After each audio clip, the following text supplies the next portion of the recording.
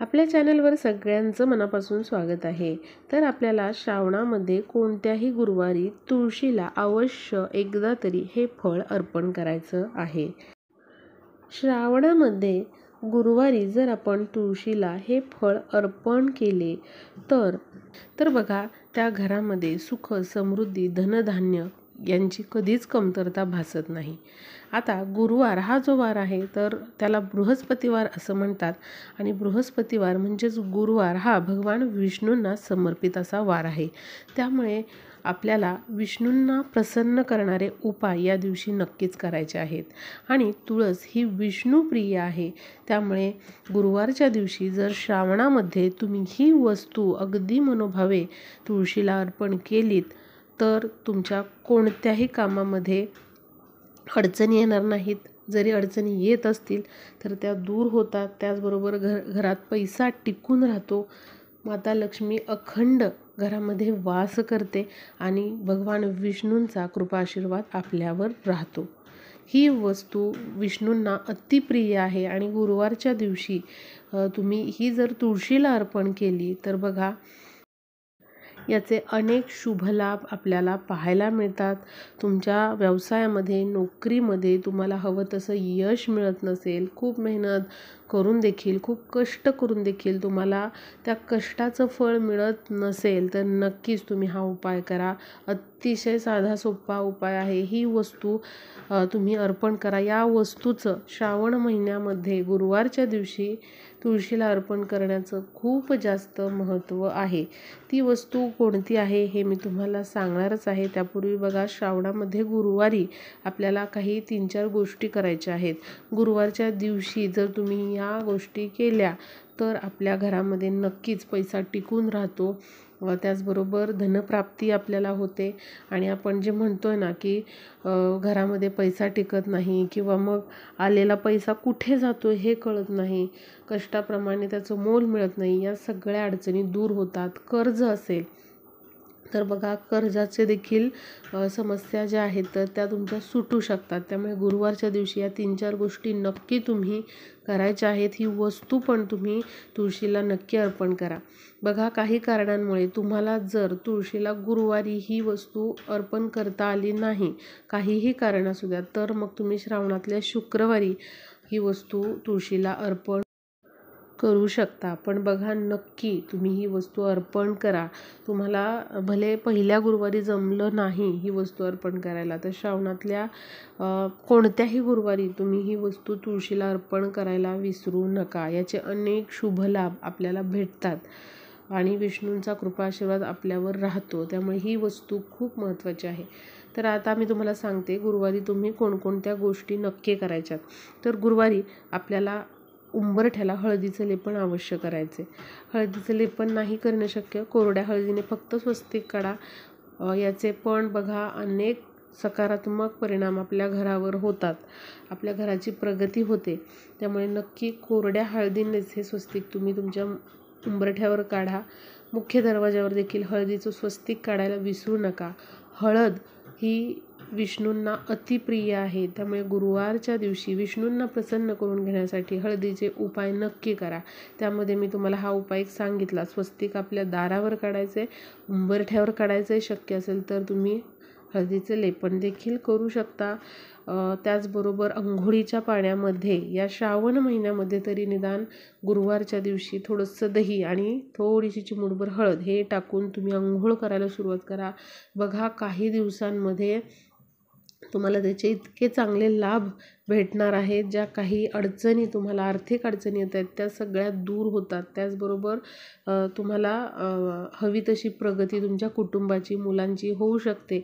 त्यामुळे हा उपाय तुम्ही करायला नक्की सुरुवात करा। यामुळे बघा आपल्यामधले जे काही नकारात्मक गोष्टी आहेत त्या देखील दूर होतात आणि सकारात्मक जी ऊर्जा आहे ते आपल्यामध्ये येत असते। त्यामुळे या वस्तू नक्की तुम्ही अंघोळीच्या पाण्यामध्ये टाकून त्याने अंघोळ करायची आहे।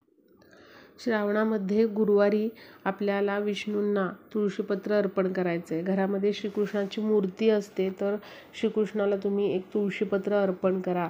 गुरुवारच्या दिवशी आपल्याला व्यंकटेश स्तोत्र त्याचबरोबर विष्णू सहस्त्रनामावली यांचं पठण करायचं आहे, किंवा तुम्ही ते ऐकू शकता. तुम्ही स्वयंपाक करताय किंवा काहीतरी तुम्ही ट्रॅव्हलिंग करताय, प्रवास करताय, तर त्यामध्ये तरी तुम्ही ऐकण्याचा प्रयत्न करा. श्रावणामध्ये जास्तीत जास्त तुम्ही अशा प्रकारे दर गुरुवारी जर विष्णूंची अशी सेवा केली तर बघा निश्चितच भगवान विष्णूंचा कृपाशीर्वाद आपल्याला प्राप्त होतो आणि आपल्या घरामध्ये माता लक्ष्मी अखंड वास करते. त्याचबरोबर बघा तुळशीची सेवा चुकवू नका. विष्णूंना प्रसन्न करून घ्यायचं असेल तर तुळशीची सेवा ही केलीच पाहिजे. तुळस ही विष्णुप्रिय आहे आणि जो कोणी व्यक्ती तुळशीची सेवा करतो, त्याच्या अंगणामध्ये तुळस असते, तर बघा त्या व्यक्तीच्या घरामध्ये कुठल्याच नकारात्मक ऊर्जा येऊ शकत नाहीत. कारण बघा सगळ्यांना माहिती आहे आपल्या की तुळस प्रत्येक संकट अडचण आपल्या घरावर येणारी स्वतःवर घेत असते. त्याचबरोबर तसे संकेतही देते. ती जर अडचण येणार असेल तर तुळस अगदी सुकून जाते किंवा अशी एकदम वेगळाच कलर त्याचा होतो. आणि जर चांगली गोष्ट शुभ गोष्ट घडणार असेल तरी देखील तुळस तसे संकेत देते. अतिशय टवटवीत तुळस दिसते. त्यामुळे बघा आपल्या अंगणामध्ये आपल्या घराच्या दाराच्या समोर ही तुळस असली पाहिजे. तुळस आपल्या घराला संरक्षण कवच निर्माण करत असते. आपल्या घरामध्ये सुख समृद्धी धनधान्य आणत असते आणि तुळस म्हणजे साक्षात लक्ष्मीचं रूप आहे. त्यामुळे आपल्या घरामध्ये लक्ष्मीच वास करत असते. तुळशीसमोर संध्याकाळच्या वेळी नक्की तुम्ही गुरुवारच्या दिवशी एक तुपाचा दिवा लावायचा आहे. बघा या छोट्याशा सेवेमुळे देखील आपल्या घरामध्ये अखंड लक्ष्मी नांदते. त्यामुळे बघा जरी तुम्हाला याच्या आधी कधीच सवय नसेल तरी देखील ही सवय तुम्ही लावून घ्या. श्रावणामध्ये दर गुरुवारी शक्य असेल तर रोज संध्याकाळी आपल्याला तुळशीसमोर दिवा हा अवश्य लावायचा आहे. त्याचबरोबर गुरुवारच्या दिवशी तुळशीला थोडंसं कच्चं दूध आणि जे हळद आहे तर ती देखील तुम्ही अर्पण करायची आहे. यामुळे देखील आपले जे काही जो गुरुग्रह आहे तर तो मजबूत होतो आणि धनप्राप्तीचे मार्ग जे आहेत तर ते खुले होतात. तर बघा या काही गोष्टी आहेत तर त्या पण तुम्ही नक्की गुरुवारच्या दिवशी करा. आता बघूया की आपल्याला तुळशीला कोणती महत्त्वाची वस्तू गुरुवारच्या दिवशी श्रावणातल्या गुरुवारच्या दिवशी अर्पण करायची आहे. तर ती वस्तू आहे आवळा. आवळा हे असं फळ आहे की जे भगवान विष्णूंना अतिप्रिय असं फळ आहे आणि भगवान विष्णूंचा वास या आवळ्याच्या झाडामध्ये असतो. त्यामुळे बघा तुळशीची सेवा करताना तुळशीला नक्की तुम्ही एक आवळ्याचं फळ किंवा आवळा जो आहे तर तो अर्पण करायचा आहे. एक आख्यायिका अशी आहे की भगवान विष्णूंच्या मुखामधून एक तेजस्वी बिंदू बाहेर आला आणि तो बिंदू जमिनीवर पडला आणि त्यातून आवळ्याच्या झाडाची निर्मिती झाली. त्यामुळे बघा आवळ्याच्या झाडाला खूप महत्त्व आहे. आवळ्याच्या झाडामध्ये साक्षात भगवान विष्णू माता लक्ष्मीचा वास असतो आणि त्याचबरोबर अनेक देवी देवतांचा देखील वास आवळ्याच्या झाडामध्ये असतो.